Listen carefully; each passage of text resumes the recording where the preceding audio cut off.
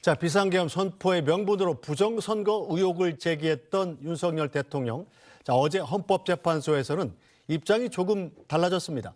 자, 선거를 믿을 수 없다는 것이 아니었다면서 해명에 나섰는데요. 윤 대통령의 주장도 들어보겠습니다. 계엄을 선포하기 전에 이런 여러 가지 어떤 선거의 공정성에 대한 신뢰에 좀 의문이 드는 것들이 많이 있었고, 부정선거 자체를 색출하라는 것이 아니라 선관위의 전산 시스템을 전반적으로 스크린할 수 있으면은 해봐라. 어떤 장비들이 있고 어떤 시스템에 의해서 가동이 되는지 그런 것이기 때문에 저희가 무슨 선거가 전부 부정이어서 믿을 수 없다 하는 그런 음모론을 제기하는 것이 아니라 팩트를 확인하자는 그런 차원이었다는 점을 이해해 주시기 바랍니다.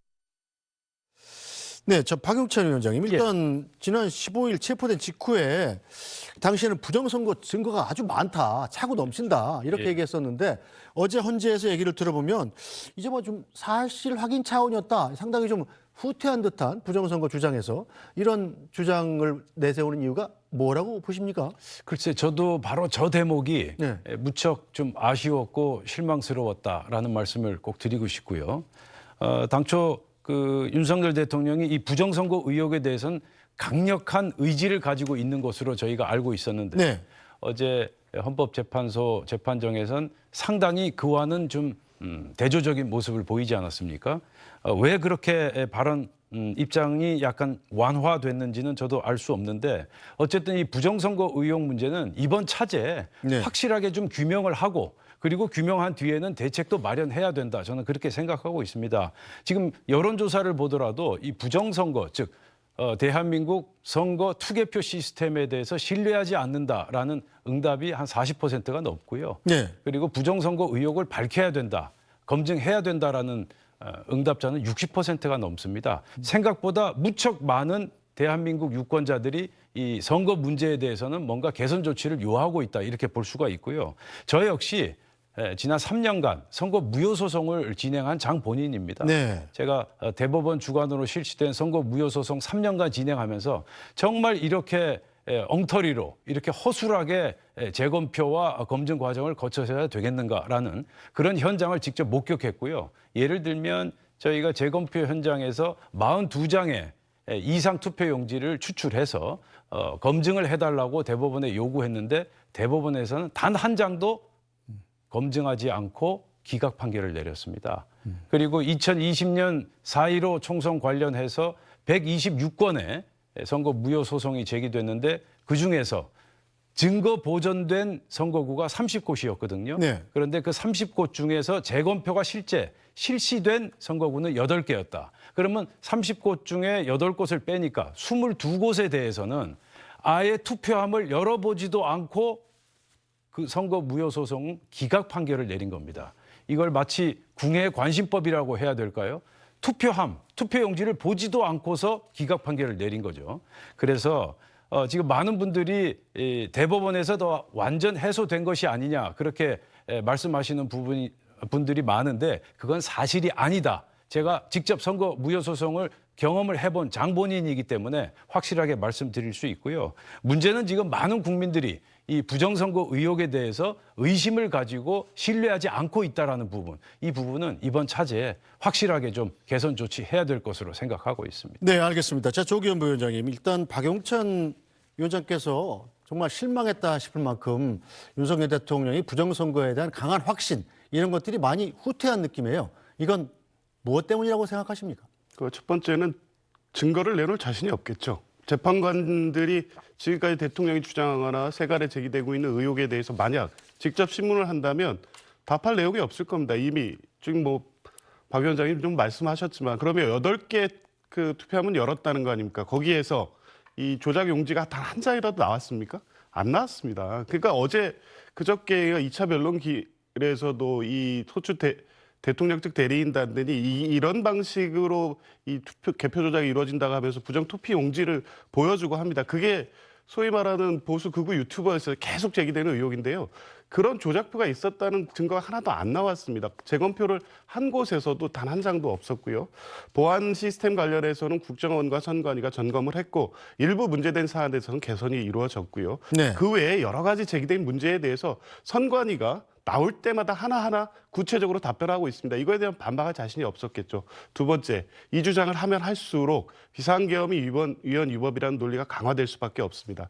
그러니까 이 대리인단은 계속해서 주장을 했지만 이후에도 만약 이걸 계속 끌고 간다면 결과에 또 더 부정적인 역할을 미친다는 조언을 들었을 가능성이 높습니다. 그러면 적정히 문제 제기를 하면서 다른 쪽, 그러니까 탄핵 소추 사유로 이 쟁점 정리된 비상계엄이라든가 포고령, 또 국회 침탈, 선관위 침탈, 법관 체포 관련된 내용으로 변론 전략을 수정할 수밖에 없다는 조언을 들었을 가능성이 있죠. 그런데 이미 1차 변론 기일 또 재판 준비 기일에서도 부정선거 의혹을 주요하게 계속 제기를 했고 또 비상계엄 이후에 대국민 담화를 통해서도 이번 비상계엄이 부정선거에 대한 걸 밝히기 위한 목적이 있었다는 부분을 분명히 했기 때문에 이 주장을 계속하면 할수록 탄핵 심판의 인용 가능성은 더 높아진다. 그렇게 볼 수밖에 없습니다. 제가 추가로 잠시 말씀을 올리면 어제 3차 변론 기일에서 도태우 변호사와 차기현 변호사가 이상투표용지 그리고 부정선거 의혹 사례에 대해서 아주 구체적으로 소상하게 설명하긴 했어요. 지금 뭐 조기현 부위원장님께서 이상투표용지가 나오지 않았다 말씀하시는데 제가 보는 입장에선 그건 사실이 아니고요. 그 재검표 현장에서 이른바 배춧잎 투표지라는 네. 정말 정상적인 유권자라면 기표를 할 수 없는 그런 투표용지가 다수 발견됐고요. 그다음에 이제 일장기 투표지라고 하는 투표관리관 도장이 완전히 뭉개져 있는 이러한 투표용지는 수천 장이 나왔습니다. 그리고 뭐 자석 투표지라고 해서 투표용지 2장, 3장이 이렇게 한꺼번에 붙어 있는 투표용지. 또 좌우 상하 규격이 완전히 다른 규격 위반 투표지 등등. 저도 아까 말씀드린 것처럼 3년 동안 선거 무효 소송을 했고 재검표 현장에 제가 직접 목격하지 않았습니까? 이상한 투표용지가 무척 많았음에도 불구하고 대법원이 이를 전혀 해소해주지 못했다. 그 말씀을 제가 확실하게 다시 한번 드리겠습니다. 네, 자 이렇게 박용찬 위원장처럼 국민의힘 내부에서도 부정선거 의혹을 제기하는 목소리가 또 나오고 있습니다. 신동욱 국민의힘 수석 대변인 이야기 들어보겠습니다.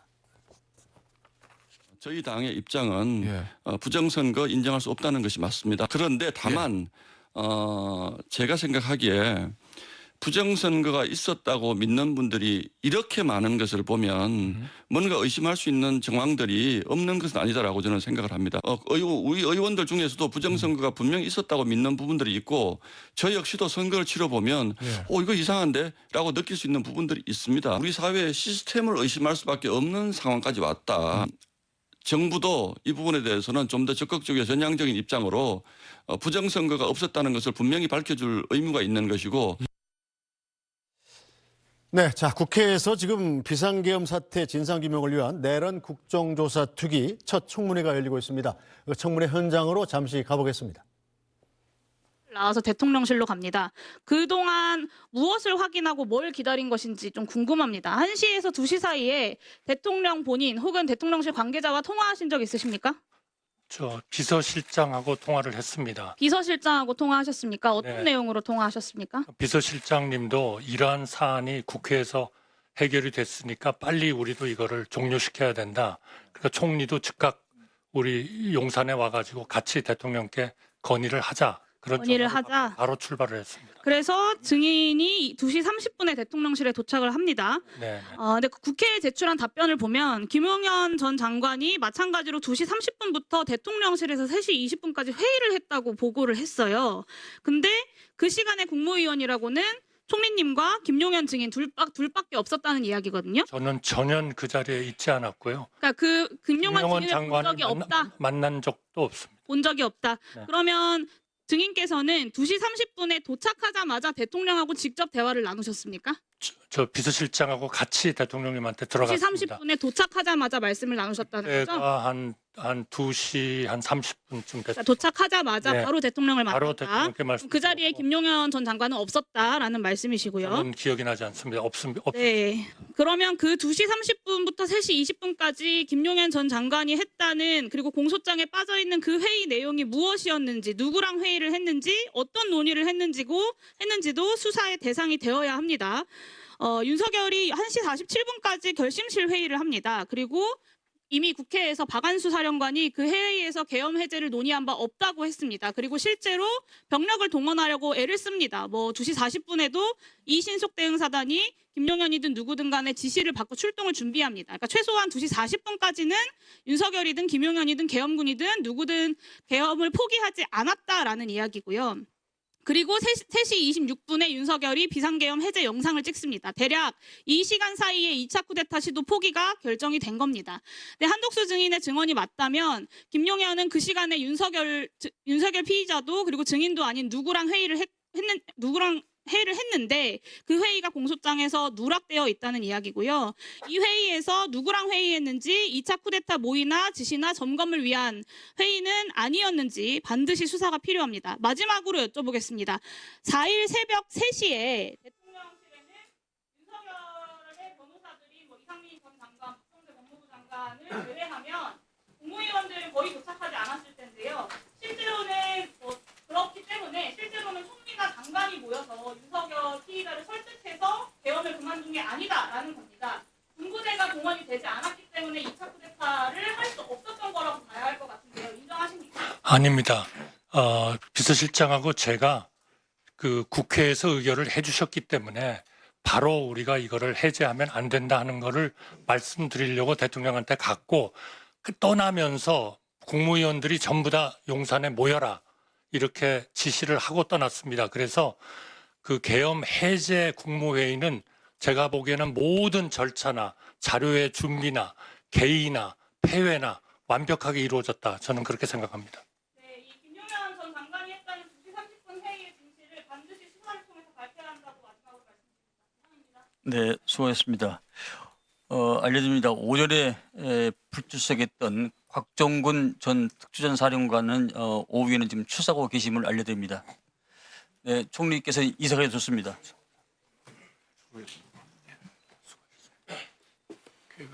네, 이어서 백혜련 의원 질의해 주십시오. 잠깐 저기 경호처 차장 이쪽으로 나오세요.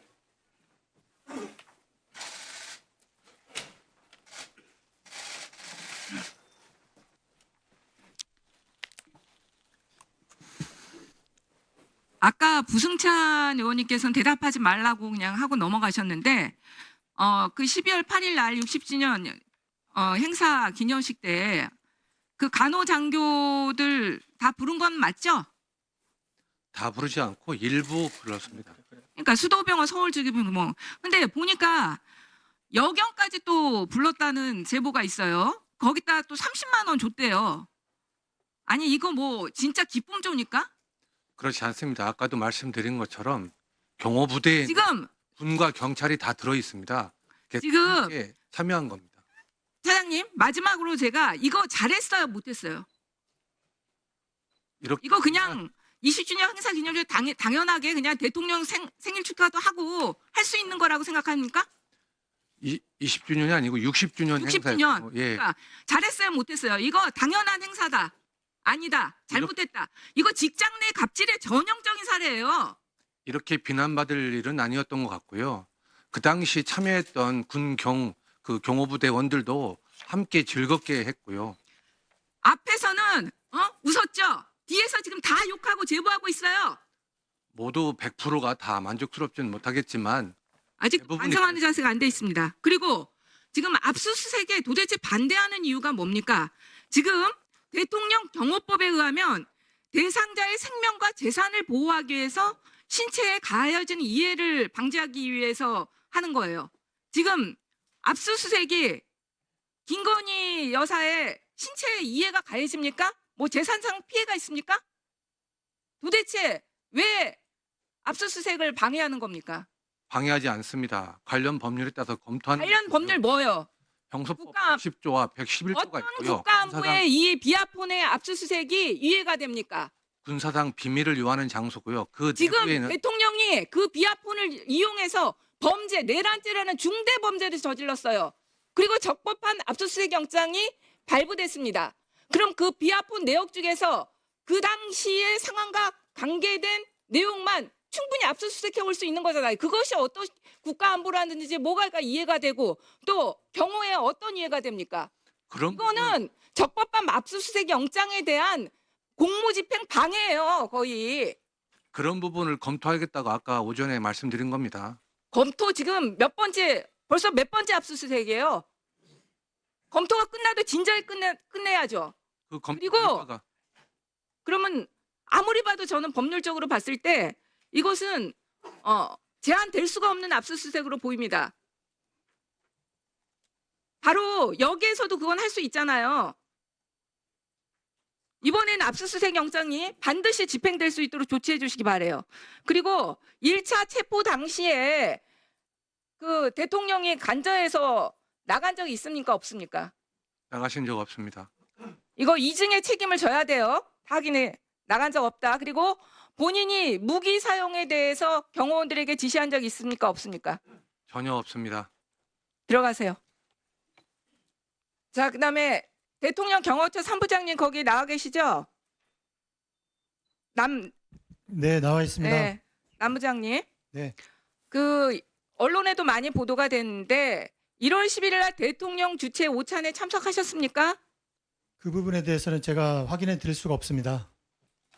그때 당시에 대통령이 무기 사용을 지시했다는 보도가 많았습니다. 대답하실 수 없으세요?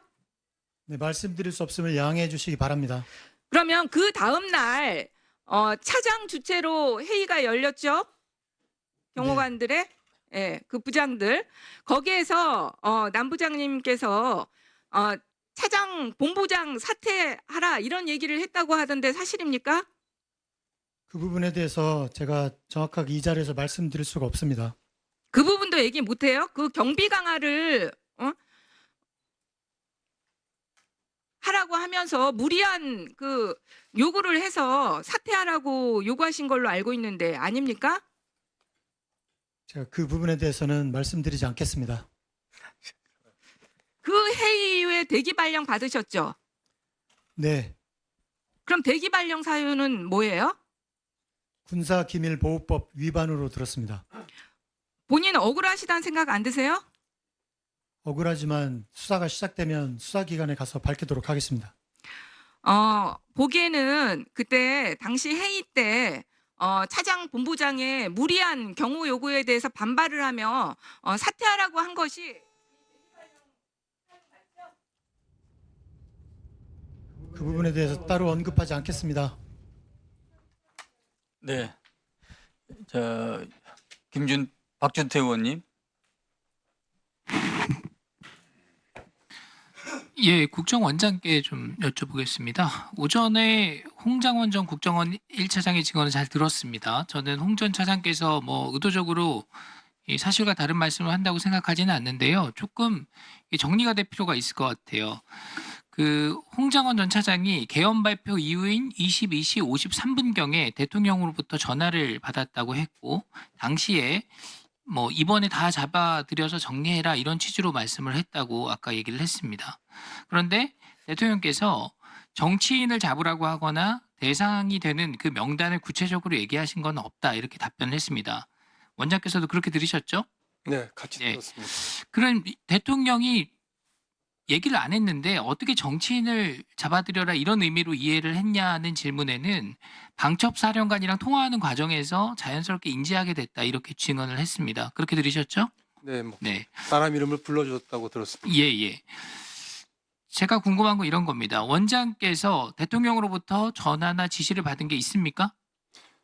체포 지시라든지 네. 비상경고 관련해서 지시를 받은 바가 없습니다. 그러면 홍정원 차장으로부터 대통령 전화가 있었다 이렇게 보고는 받았습니까? 대통령한테 전화를 받았다는 보고는 받았고 밤에 받았습니다. 그러면 보고를 받으실 때 홍 전 차장이 정치인 체포 지시가 있었습니다라고 원장께 얘기를 한 사실이 있나요? 정치인뿐 아니라 무슨 체포 지시가 있었다는 얘기를 하지 않았습니다. 그러면은 대통령께 전화가 왔었다는 얘기는 보고를 했는데 체포 지시가 있었다는 언급은 없었다. 그죠? 제가 기억나는 거는 아니 방첩사를 지원하라는 말씀이 있었다. 이거는 방첩사를 지원하라는 말씀 정도 있었다. 네.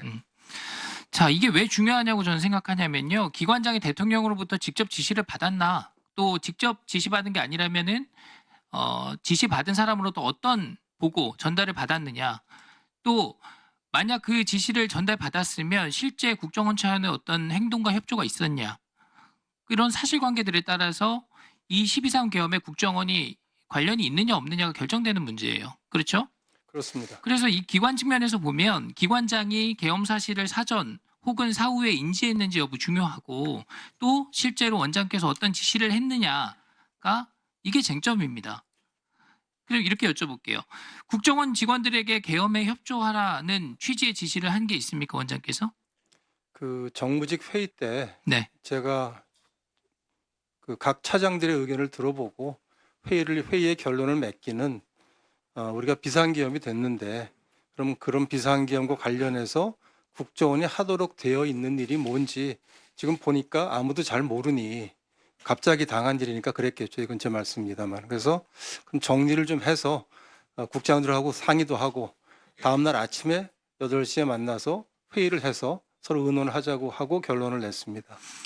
계엄 국면에서 국정원이 해야 될 일에 대해서 미리 사전에 정보가 없었기 때문에 정리된 내용이 없었고, 따라서 만약에 이 국면이 지속이 되면 우리는 어떤 일을 해야 하는가에 대해서 검토해서 다음날 오전에 보고를 해달라, 다시 논의를 하자, 이렇게 말씀하셨다는 거죠? 그렇습니다. 네. 그러면은 그 사이에 그 계엄이 해제가 됐기 때문에, 또 그렇게 발표가 됐기 때문에 그 이후에 있었던 후속 조치는 없다는 말씀이신가요? 그렇습니다. 아침 8시에 만나긴 했습니다마는 9시인지 참 제가 시간은 좀 왔다 갔다 하는데 아침에 네. 만났습니다마는 네. 이미 계엄이 해제됐기 때문에 더 이상의 논의는 할 필요가 없었습니다. 자꾸 반복적으로 말씀드리는 것 같은데, 그럼 실제 이루어지지도 않았지만 정치인 체포 시도에 국정원이 동원된 것은 확실히 없다, 이렇게 말씀하실 수 있는 거죠? 네, 저로서는 확실히 없다고 말씀드릴 수 있습니다. 네. 그 홍장원 전 차장에 대해서 대통령으로부터 경질하라는 지시 받은 적 있습니까? 없습니다. 오전에 경질은 원장께서 직접 결정한 사안이다, 이렇게 말씀하셨는데 그 사실이 맞나요? 네, 제가 건의드렸습니다. 그럼 회유하려고 사직서를 반려했다, 이거 사실입니까? 아닙니다. 사직서를 제가 이제 받았고 반려한 사실이 없습니다. 예, 알겠습니다. 시간이 좀 있어서요. 경호처 관련해서 행사 얘기가 계속 나오고 있는데요. 이게 아까 제가 경호처 차장께 이제 확인하는 과정에서 보면 이게 전직 대통령들 생일이나 경호처 행사가 이번에만 특별히 한 게 아니라는 점이 확인이 된 겁니다. 그러니까 저도 제보받은 사진들이 많은데요. 이게 이전 정부에서 뭐 어떤 행사를 하고 또 장기자랑도 하고 했던 이런 사진들이에요. 이거 보면은 누가 봐도 굉장히 즐겁게 자발적으로 이분들이 한 겁니다. 자체 행사로서. 그래서 제가 공개를 하면 이게 경호법이랑 충돌할 소지도 있고 국민 정서상 오해가 있을 수도 있을 것 같아서 제가 공개는 안 합니다. 그래서 이 부분에 대해서는 위원들께서 좀 양해를 해주시는 게 좋겠다는 말씀을 드립니다. 네. 자, 네, 헌법재판소의 청문회 현장 상황 전해드렸습니다. 그럼 계속해서 여담 이어가겠습니다. 자, 권성동 국민의힘 원내대표가 문영배 헌재 소장 대행을 향해서 연일 문제를 제기하고 있습니다. 자, 문영배 헌재 소장 대행이 이재명 대표와 가깝기 때문에 탄핵 심판을 다룰 자격이 없다는 건데요. 권 원내대표의 이야기 들어보겠습니다. 문영배 대행이 이재명 대표와 과거 연수원 시절 동기로서 노동법학회를 함께하며 호용호제하는 매우 가까운 사이라는 것은 법조계의 파다한 이야기입니다. 민주당의 차기 대선 주자이자 대통령에 대한 실질적 탄핵 소추인인 이재명 대표의 절친이라면 헌재 소장 대행으로서 탄핵 심판을 다룰 자격이 과연 있겠습니까? 문영배 대행에 대한 의구심이 해소되지 않으면 탄핵 심판의 공정성이 확보될 수 없습니다. 평상시에 헌재 관계자들에게 정치 평론을 많이 했습니다. 정부 여당에 대한 비판을 많이 했던 분입니다. 그리고 이재명 대표와의 친분을 굉장히 과시를 많이 하고 자랑을 많이 했습니다. 그렇기 때문에 문영배 소장의 대통령에 대한 탄핵 소추 사건의 그런 진행 과정에 대해서 저희들이 의구심을 갖는 것이고 거기에 대해서 명확하게 답변을 해야만 헌재의 공정성과 신뢰성이 저는 높아질 것이다. 그렇게 생각을 하고 있습니다. 거기에 대한 적절한 해명을 하지 못하면은 헌재의 결정에 대해서 또 국민들이 동의하지 않을 가능성이 있습니다. 네, 권성동 원내대표 주장에 대해서 박범계 민주당 의원은 턱도 없는 소리라면서 반박했습니다. 다 잘못된 거고 거기에 책임져야 될 겁니다. 그렇게 치면 저하고 윤석열 대통령은 동기고요. 윤석열 사법연수원 다닐 때 술도 먹었고요. 그리고 검사할 때 술도 먹었고요. 그러면 저하고 윤석열 대통령 같은 편입니까? 짬짬이 합니까? 수 없는 얘기예요. 그러면 거꾸로 지금 권성동 원내대표가 자기 동기생들 지금 판사도 있고 검사도 있고 변호사도 있고 야당 쪽에도 있는데요. 지금 추미애 우리 의원님하고도 동기 아닐까? 동기인가? 비슷할 거 아니겠습니까?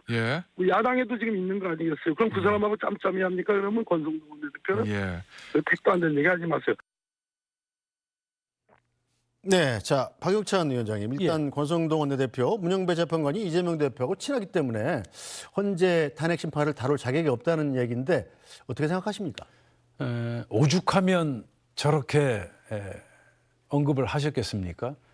그동안 헌법재판소가 일관되게 민주당 측에, 즉 국회 소추인단에게 일방적으로 유리하게끔 여러 가지 행태를 보이지 않았습니까? 제가 굳이 예를 들지 않더라도 한 가지 예를 들자면 수사 기록을 헌법재판소 측에 송부를 요청할 수 없다. 이거 헌법재판소법 32조, 제32조에 분명히 나와 있습니다. 그럼에도 불구하고 헌법재판소 측에서 현재 진행되고 있는 수사 기록을 헌법재판소에 송부하라고 요청하지 않았습니까?